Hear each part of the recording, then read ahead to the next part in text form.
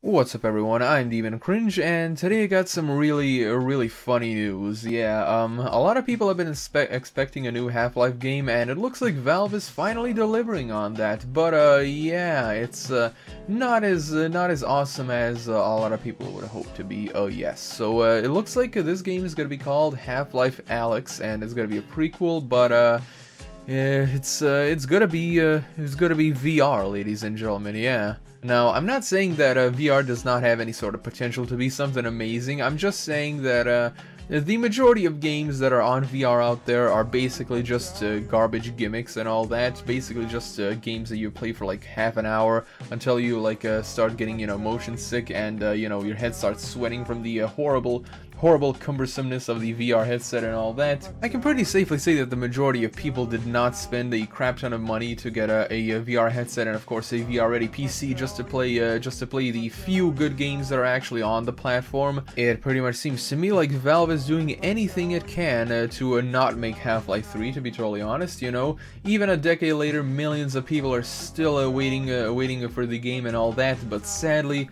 ever since Valve made Steam, it has become one of the laziest companies in the history of mankind. Basically they're doing nothing but just growing fat off of the tons and tons of money that Steam is printing. As a game development studio, they've definitely lost their touch, to be totally honest. Like the last thing that came from Valve was that garbage ass what's it called, like Artifact, that a Hearthstone knockoff, and it was just so terrible. Yeah, honestly, to me this really isn't all that amazing, like I said, but who knows, this may be a turning point for Valve. They may actually decide to, hey, let's put our asses in gear and make some games like we used to, so people actually respect us. So it says you can play Half-Life Alyx in March of 2020, although no exact release date has been set yet. The game will retail at $60, but it's free to anyone who owns a Valve Index VR headset. Remarkably, this is the biggest group of people Valve has ever had working on the development of a single game. It's been in development for a long time, according to Gunpoint creator and former PC Gamer editor John Francis, saying, quote, "About a third of people on the project have worked on previous Half-Life games, some all the way back to the first Half-Life." Coomer adds that new employees, including those recently acquired Firewatch developer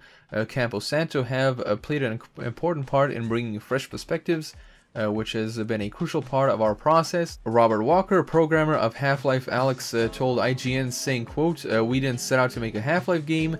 Valve began experimenting with VR using assets from Half-Life and Portal. Although the movement and momentum of the latter wasn't suitable for VR, Half-Life was, but that changed in a large part with the reactions of playtesters, as we stated to put people in the first 50 minutes of the prototype." Walker told Jeff Keighley they would spend 45 minutes doing a bunch of stuff we'd never really... They exhibited a bunch of behaviors we'd never seen players exhibit in sort of a flat screen 2D desktop environments. Well, to be totally honest, this whole thing that the guy says about, oh, it's the biggest project they've had yet, well, yeah, the last time Valve actually made a game worth the damn was like over 10 years ago, so yeah, most likely it's gonna have a much bigger team, since AAA games today have a lot more going for them and all that, and mechanics-wise and graphics-wise and all that. Yeah, it's gonna require a lot more manpower than it was back then. Valve promises that Half-Life Alyx will feature all the hallmarks of classic Half-Life, including world exploration, puzzle-solving, visceral combat, and an intricately woven story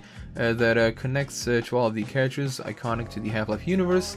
The story is set between the events of Half-Life and Half-Life 2 and sees Alyx and her father Eli secretly mounting a resistance to the brutal occupation of Earth by the Combine, mysteriously invading aliens. As Alyx, players will take the fight to the Combine to save the future of humanity. So welcome back to City 17. One screenshot shows the Combine stronghold, the Citadel, under construction, with hunter choppers carrying large metal panels towards it. Another screenshot shows what looks like the proto-Combine Metro Cops pointing their guns at Alyx while at a city scanner.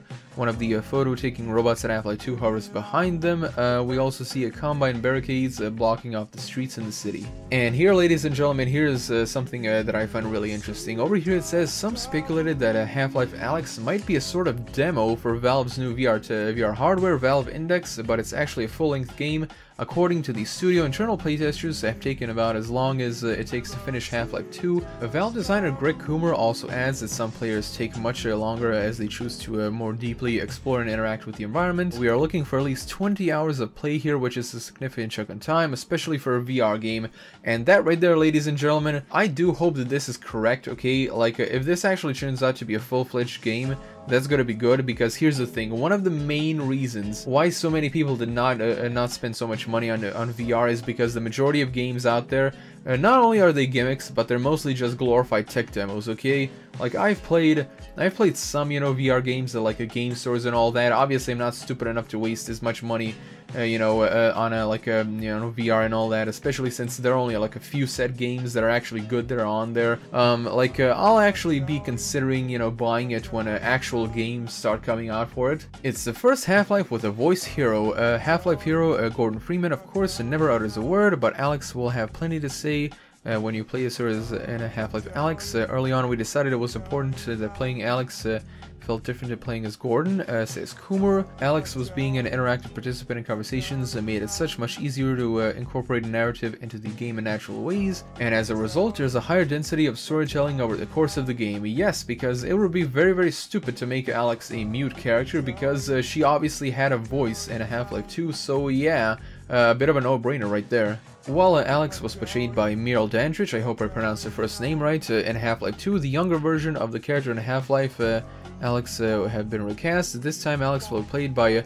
Ozioma Agaha, I can't pronounce that, sorry. An actor who starred in a number of video games, including Wolfenstein 2, The New Colossus. The New Colossus was Mirror's Edge Catalyst. Oh boy, I really enjoyed playing that. Oh my god.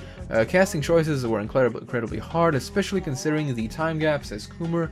But when I heard Ozioma's performance, we knew we found the right Alyx. Alyx will have gravity gloves. Before the zero-point energy field manipulator, gravity gun was invented and given to Gordon Freeman in Half-Life 2, Alyx had gravity gloves. We can assume that they were used in a similar fashion as the gravity gun to lift, pull, and throw objects on the ground. There's probably a lot more you can do with them on VR.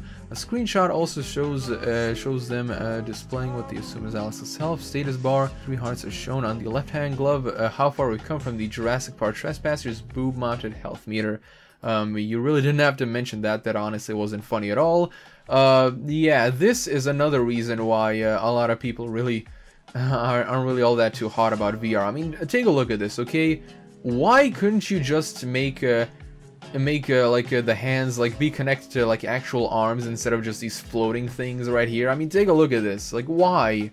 And by the way, the reason I sound so sarcastic and cynical in this video is because I absolutely hate the crap out of Valve, okay? Valve is literally the embodiment of a company that's basically made something that, you know, prints money to the point where they literally don't have to do anything but just sit their asses down and just envelop themselves in their greed and corpulence. Valve founder Gabe Newell also had this to say. He says, virtual reality has energized us, we've invested a lot of ourselves in the technology, but we are also game developers at heart, and to be devoting ourselves to a VR game this ambitious is just as exciting.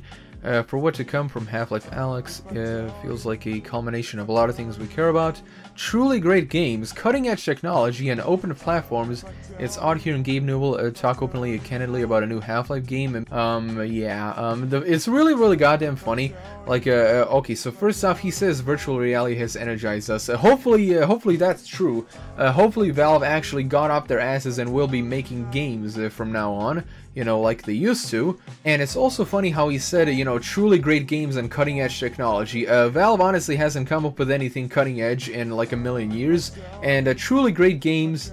If you actually take a look at Valve's latest game, yeah, it's not truly great. It's actually a absolutely disgusting cash grab, and they should feel absolutely ashamed of themselves, to be totally honest. Well, everyone, that's pretty much the gist of the article. There's a lot more, so you know, if you want, you can click the link in the description and check it out yourself. You know, it talks a little bit more about how it's obviously optimized for the, you know, Valve Index, you know, thing, but it will be playable on everything else, and of course it will be free for anyone who has a Valve Index controller and a headset and all that. Of course, it will be workshop compatible, and sadly there will not be any, like, a non-VR version of it, so yeah.